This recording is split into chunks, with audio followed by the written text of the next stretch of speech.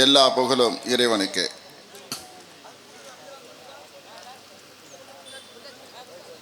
ஸலவாத்தும் சலாமும் எம்பெருமானார் அஹ்மதி முஸ்தபா ஸல்லல்லாஹு அலைஹி வஸல்லம் அவர்களுக்கு. சங்கைக்குரிய இந்த விழாவுக்கு வருகை தர இருக்கும் பாசத்திற்குரிய அருமை பெரியவர்களே, ஜமாத்தார்களே, இங்கே வருகை தந்திருக்கின்ற சுற்று வட்டார கிராமத்தார்களே, ஜமாத்தார்களே, உங்கள் எல்லாருக்கும் அஸ்ஸலாமு அலைக்கும் வரஹ்மத்துல்லாஹி தஆலா வபரகாத்துஹு. இது கண்டன உரை.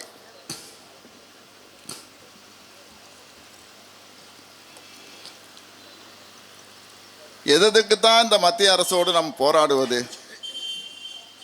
எதுக்குத்தான் நான் போட்டு இவங்களோட பெரிய மாரடிக்கிறது? ஷரியத் சட்டத்திலே கை வைத்தீர்கள். என்ன எல்லாருக்கும் தெரியும், முத்தலாக் தடை சட்டம். என்ன செஞ்சோம்? எல்லாரும் என்ன செஞ்சோம்? நடத்தணுமா போராட்டம்? என்ன நடந்துச்சு? ரெண்டாவது, பாபர் மசீது போராடணும்ல, போராட்டம் நடத்தணும்ல. என்ன நடந்துச்சு? பூஜ்ஜியம். இப்படி அடுக்கடுக்காக எமது சமுதாயத்தை நாம் தழுவிருக்கின்ற இஸ்லாமிய மார்க்கத்தை இந்த களிமா சொன்ன திண்டத்துக்காக இப்படி போட்டு எங்களை வதைக்கிறீங்களே. நாங்கள் என்ன அப்படி இந்த நாட்டுக்கு துரோகம் பண்ணிட்டோம்? நாங்கள் என்னையா துரோகம் பண்ணிட்டோம்? இந்த நாட்டுக்கு என்ன தப்பு பண்ணிட்டோம்?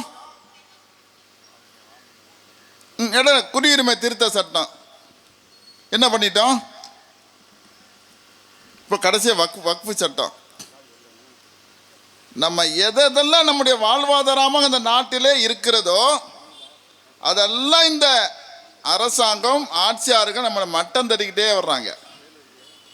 அப்படித்தானே? நம்முடைய முதுகெலும்பு எதெல்லாம் நம்முடைய முதுகெலும்பாக இருக்கிறதோ அதெல்லாம் ஒடிக்க நினைக்கிறீர்களே. ஏன்? என்ன செஞ்ச நாங்கள் இந்த நாட்டுக்கு? இல்ல ஆட்சியாளர்களே, உங்களுக்கு என்ன துரோகம் செஞ்ச நாங்கள்? ஏன் லா இலாஹ இல்லல்லாஹ் முஹம்மது ரசூலுல்லாஹ் என்ற திருக்கலிமாவை ஏற்றுக்கொண்டது எங்கள் மீது தப்பா? இஸ்லாமிய மார்க்கம் எங்களை அரவணைத்தது, அன்பு காட்டியது,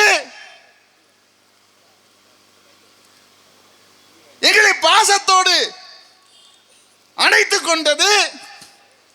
அதனால் தானே இஸ்லாத்தை ஏற்றுக்கொண்டோம்.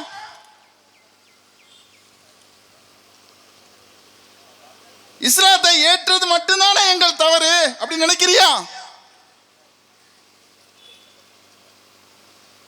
அருமை தோழர்களே, இங்கே உளவுத்துறை எல்லா துறையும் வந்திருக்கிறாங்க. யார் யார் என்னென்ன பேசுறங்கிறது நீங்க குறிப்பெடுக்கத்தான் போறீங்க. நாளைக்கு யார் யார் என்ன பேசுறான்னு வழக்கு போடவும் போறதான் போறீங்க. எல்லாத்துக்கும் ரெடி. ஒன்ன தெரிஞ்சுக்கிறேன்னு, இந்த சமுதாயத்தின் வலிமை என்ன என்பதும் உங்களுக்கு தெரியும், இந்த சமுதாயத்தின் பலகீனம் என்ன என்பதும் உங்களுக்கு தெரியும். ரெண்டு இருக்குங்க. நம்ம வலிமை பெற்றால் இந்த நாடு என்ன ஆகும் என்பது உங்களுக்கு நன்றாக தெரியும். புரிஞ்சவங்க புரிஞ்சுக்கிறங்க, புரியாதவங்க புரிஞ்சவங்ககிட்ட கேட்டு தெரிஞ்சுக்கிறங்க. அவ்வளோதான் சொல்ல முடியும். ஏன்னா நான் பாட்டுக்கு ஏதாவது ஏடாவிடமா சொல்லிட்டேன்னா உளவுத்துறை எல்லா துறையும் வந்திருக்கிறீங்க, நீ சர நீ பாட்டு குறிப்பெடுத்துட்டு போயிட்டே இருப்பீங்க, நாளைக்கு வழக்கு போடுவீங்க. அதை சந்திக்கத்தான் அதை பற்றி பிரச்சனை இல்லை.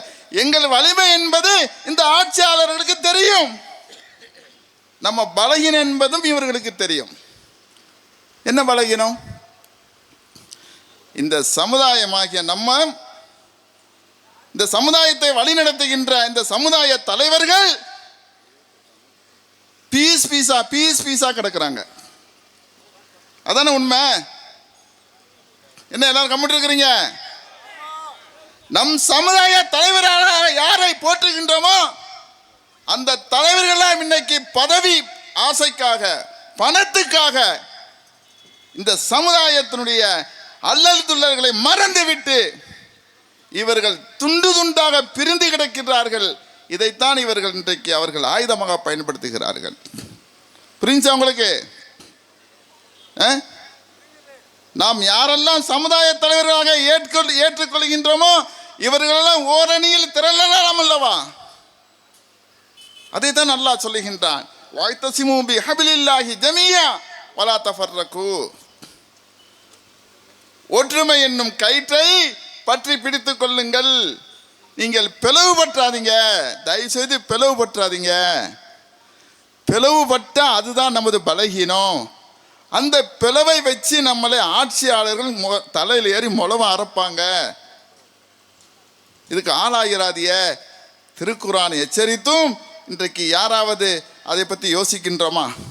எத்தனை பிரிவுகள், எத்தனை இயக்கங்கள்.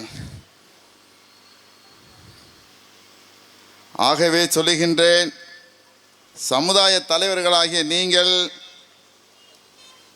இந்த நமக்கென்று ஏற்பாடுபட்ட இயக்கத்தை ஓரணியில் நின்று உயர்த்துவதற்கு நீங்கள் முயற்சிக்காவிட்டால் நிச்சயம் வக்ஃபு சட்டம் அல்ல, இன்னும் சில சட்டங்களும் இருக்கத்தான் செய்கின்றது. அவர்கள் அதிலும் கை வைப்பார்கள். ஒரு விஷயம் மட்டும் சொல்லிடுறேன். இப்போ இந்த வக்ஃபு சட்டத்துக்கு இடைக்கால தடை கொடுத்துருக்காங்க. இடைக்கால தடைங்கிறது எதுக்கு? அப்படித்தான் பாபர் மசூதி பிரச்சனையில் இடைக்கால தடை போட்டு அப்படி நம்ம விவேகம் எல்லாம் குறைச்சிக்கிட்டே வந்தாங்க. இடைக்கால தடை. கடைசியில் பாபர் மசூதிய தீர்ப்பில் என்ன நடந்துச்சு தெரியுமா? என்ன நடந்துச்சு?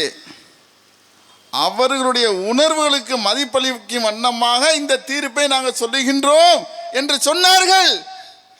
அதை பொறுத்து கொண்டோம்.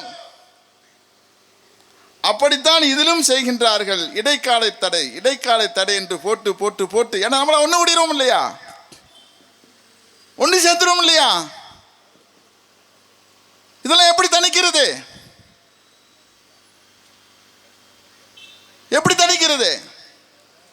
அப்படிப்பட்ட கூத்து தான் இப்ப நடந்துகிட்டு இருக்கு. இடைக்கால தடையுமானா, மண்ணாங்கட்டி தடையுமானா, சுத்தமா அடியோடு நீ இந்த சட்டத்தை முழுமையாக தடை செய்ய வேண்டும். இதெல்லாம் எங்களுடைய குறிக்கோள், இஸ்லாமியுடைய குறிக்கோள். ஆகவே சங்கக்குரிய இந்த சமுதாய தலைவர்களாக இருக்கக்கூடிய உங்களுக்கு நாங்கள் வைக்கக்கூடிய கோரிக்கை, நீங்கள் எல்லாம் ஓரணியில் திரள வேண்டும்.